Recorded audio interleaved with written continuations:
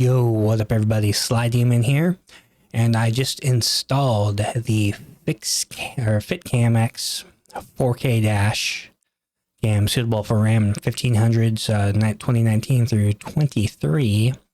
It is fucking easiest thing to install. Pretty much comes with a tool.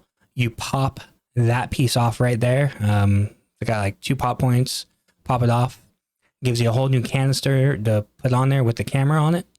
And there's one plug that you need to plug in. It's just a plug and play. Attach it and boom, there you go. And then you connect it via your phone to or download the app. Connect it through the Bluetooth inside the camera. Connect it, boom.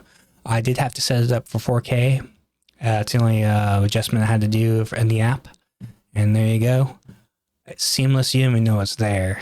So fucking excellent dash cam. Here is the box that it came in. Nice simple box. And here is what it looks like installed. Boom, like I said, plug and play. You even know it's there. You just replace the factory housing with this housing and boom, there you go. So you got the links in the description below. Please hit like, follow, all that cool shit.